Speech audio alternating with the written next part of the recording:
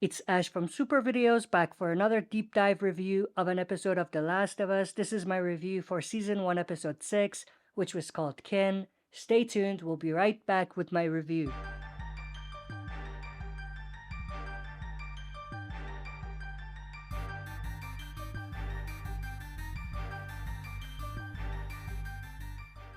Alright, as always, before we dive into it, smash the like button, subscribe to join our community, and press the bell to be notified when I upload on the channel. With that said, let's dive right into it. Alright, so starting off with the beginning, where we actually saw the 3 months time jump, which took us to the winter period. So it took us to the winter storyline from the video game. Thought that was done well. I think from the previous episode to this episode, they really needed some sort of a time jump just like the game, and I think that they did that really well. And I actually also really like that they put the flashback at the beginning with what happened with Sam and Henry. So I thought that was done effectively, especially because Ellie does bring up Sam later on in the episode as well. So I thought that it worked. Now when it comes to the Native Americans that we met at the beginning of the episode, I thought that their introduction was pretty good. I mean, we didn't have these types of characters in the game, so it was brand new, but I really liked them. I liked that they had a happy, sort of comedic vibe to them, and I really like how they incorporated them into the humor that we already have with Ellie. I thought that mesh really worked, and it was a really good way to kind of introduce characters that are humorous, but in this type of show, it doesn't really work unless you have that theme already on the show, which we already had with Ellie. Now, when it comes to interrogation of the elderly that we saw in this episode, obviously I'm referring to the way that Joel was interrogating them to get them to give him some information as far as where they are. Obviously, the method that he used with having two different people point to a spot on the map and kind of cross-check them, that was something that was done in the game, but it was way more effective, and they actually had a scene displaying how badass Joel was using this tactic. So in a way, it's a letdown or a disappointment that they had it go down in a very, very underwhelming way. Like, it wasn't even a thing. If you haven't played the game, you don't even recognize this as being anything spectacular, but obviously it was in the game in a way. But with that said, I think that they're just doing this to really showcase Joel's transition. I don't think this replaces what we saw in the game with Joel interrogating the hunters the same type of way and using that method with the map. I think that we're still gonna get that, and I think that they're just doing it early like this and in a completely different way just to showcase the transition that Joel is going to go through. I hope that's the case, because otherwise, like I said, it would be disappointing. But if this is truly set up for that scene later on with Joel and the hunters, I absolutely love it. Now, when it comes to seeing Joel get these panic attacks and stuff like that, I thought that was done very well. I think that they're really, in the TV adaptation especially, doing a lot to show that Joel is vulnerable. I mean, at least for now. Something that we definitely didn't have quite as much of in the game. So I do like what they're doing, and I hope that, like I said, this is set up for when we get to the real Joel from the video game. Because let's be honest, we don't really have the Joel from the game quite yet. We have a very soft version of Joel. So I hope that this is just set up and something that they're using to showcase and bolden Joel's true transition into the Joel from the video game. Now, let's talk a little bit about Joel and Ellie's conversation around the bonfire. I absolutely love how they're setting up Ellie being fascinated with space. We saw her looking up into the sky, and it even continued afterwards when Joel and Ellie were having a conversation. Ellie brought up the fact that she's read every book there is in the Federal Library about astronauts and all of that. So I absolutely love that they're setting that up early. Now, this is going to connect directly to what we are going to see in the next episode as far as seeing a backstory for Ellie in a way, and it obviously connects directly to something that we saw in The Last of Us Part 2 with Ellie and Joel's visit to the museum.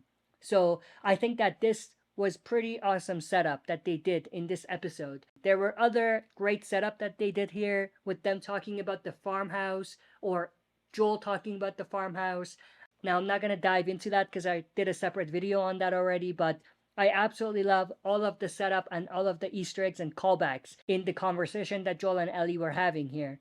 But not much else to break down when it comes to their conversation. I mean, yes, we did have a little bit more as far as them talking about what's next, and we had a bit of back and forth between them in terms of Joel reminding Ellie that there's no us.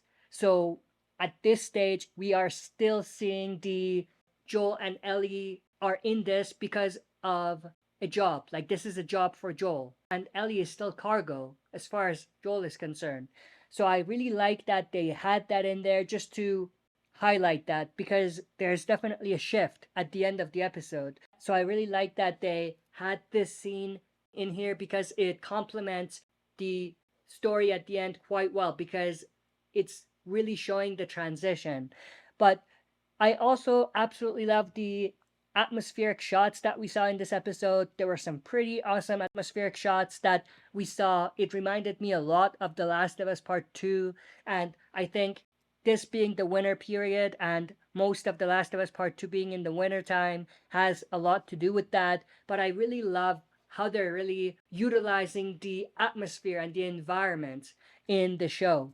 I really also like the fact that they showed the dam. Obviously, for video game fans, you know that in the game, we saw the reunion between Tommy and Joel in the dam, which belonged to Tommy, but they weren't there, obviously. The reunion really happened at Jackson in the TV adaptation, which I actually really, really loved. Like the way that they brought Jackson in, how they utilized the town, and how everything went down in Jackson. I really liked it.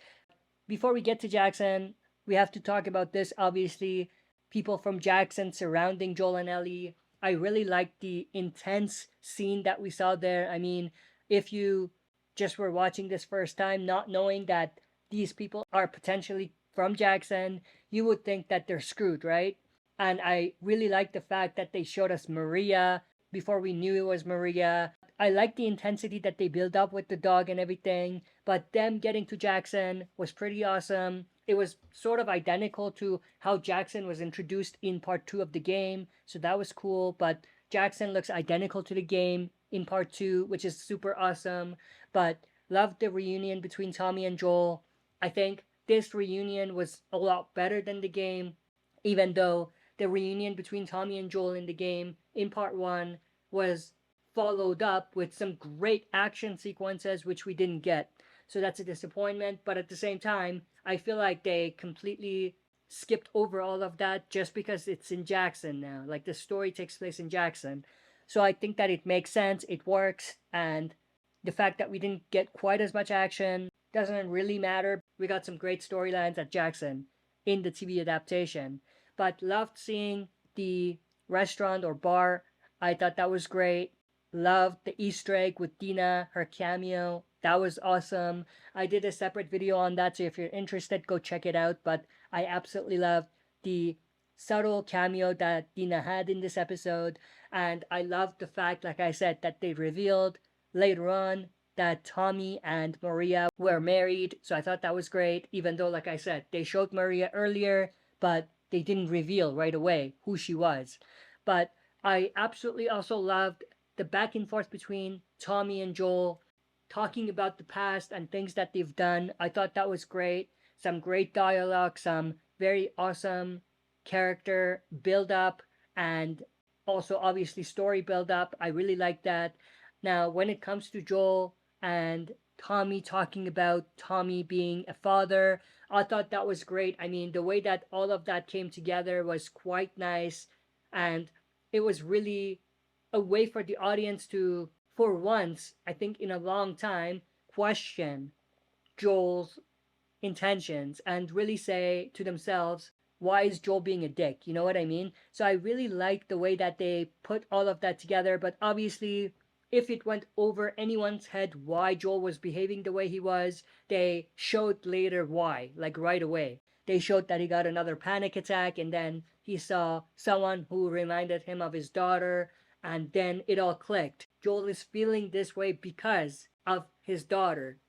That still has an impact on him. So I thought that the way that happened was pretty awesome. Loved the memorial that Tommy had at the house, putting the names of the kids that they've lost, both Maria's kid and also obviously Joel's kid. So I thought that that was great. I also loved subtle Easter egg with us seeing Ellie's hoodie.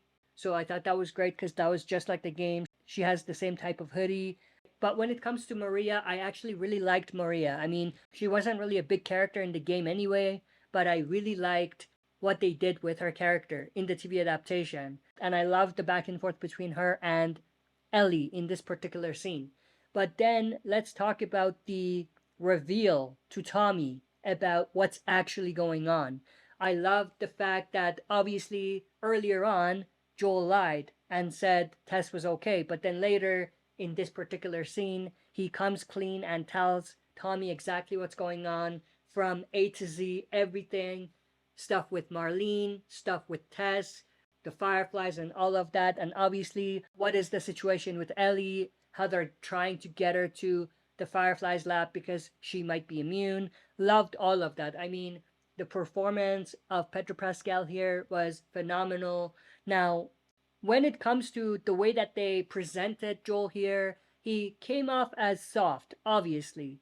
I don't think anyone is denying the fact that Joel looks a bit soft in the TV adaptation. But like I said earlier, I hope that this is just set up and a way for us to really truly see and appreciate the transition of Joel going from this soft character to a character that's super badass. So I hope that we get there soon. But with that said, there's another really solid scene in this episode with the argument that Joel and Ellie have. And this is obviously after Ellie eavesdrops and realizes that Joel is gonna ditch her. And I really like the way that conversation came together and the back and forth between them. Some pretty solid acting. This was a scene in the game, like they adapted it directly from the game, and both were really good. I like both versions. But then we obviously get to the next day where Joel actually changes his mind and actually takes Ellie. Loved the goodbye between the brothers. That was great. And I love the fact that we have Joel getting the sniper rifle from Tommy, something that I think is another Easter egg, which I talked about on a separate video, which takes us to this scene, obviously, with the practice, the sharpshooting practice. I thought that was great. Some Easter eggs again, some callbacks to the game, which I talked about on a separate video. Now, this is where I have the most problem with this episode.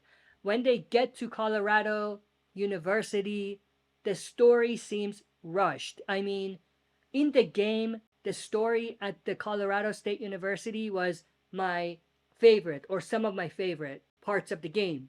But they completely rushed it. They completely butchered it. I mean, it was so quick, you would miss it. Like, it was really rushed, and I feel like they could have done a lot better. I mean, the environment was great. It looked exactly like it did in the game. Everything was there and ready for them to do the exact same thing. But they rushed it. I mean, we even had the monkeys there, which was great. I mean, I didn't think they were going to do that, but they did that, which was great. But they skipped over all of the action. They skipped over all of the fight with the monsters, with the infected, and I think some clickers at this time. And this episode felt like it was just missing the horror aspect of things. It was just missing the action and the back and forth with the survivors killing the monsters. It skipped over all of that in the TV show, which was a disappointment. But I really liked at the end when we see the monkey. It would have been better if maybe they do the monkey thing like we see here, but then there's an actual clicker or an infected as well. That would have been awesome. But no, they didn't do any of that. But I really liked the Salt Lake City setup. I'll do a separate video on that, so stay tuned. But I really like that they put the map there. They really showed that this is the next place that they're gonna go to, so I really like that. But then we get to the Raiders. The Raiders show up, and then we have a fight between one of the Raiders, a very short fight. But we do see Joel choking a guy out, just like the game. So at least they did a little bit of the action, but not too much of it. But then we get right into Joel is injured. Obviously, it happened a bit differently in the game. I would say for TV, it worked the way that they did it, and it was more realistic. But obviously, it was a little rushed as well. Like, if they had a bit more build up leading to Joel's injury, it would have been a lot better. But I really liked everything afterwards. The two of them jump on the horse and try to get out. Loved the fact that they had the scene with Joel falling off the horse. And I absolutely loved the performance by Bella Ramsey as Ellie here after Joel appears to be dead. But that's pretty much everything. I mean, they rushed the actual Colorado State University story, but everything outside of that was done really well. And that's pretty much my review of the episode. When it comes to a rating, I would give this episode an 8 out of 10, a solid 8 out of 10. It wasn't a bad episode, but it wasn't a standout episode either. And I feel like if they really had the story with the Colorado State University in this episode would have gone from 8 to like a 9.5. And this brings up the other question, why even put this in this episode? They could have just ended this episode with Joel and Ellie leaving Jackson, and they could have had an entire episode at the Colorado State University. That would have been a lot better. Like, why rush it? You know what I mean? But that's pretty much everything that I wanted to go through in this video. I hope you enjoyed. I'm definitely interested to know your review and rating of this episode, so share that in the comment section below. If you enjoyed this, smash the like button, subscribe to join our community, and press the bell to be notified when I upload on the channel. That's it for this video. See you next time for another super video.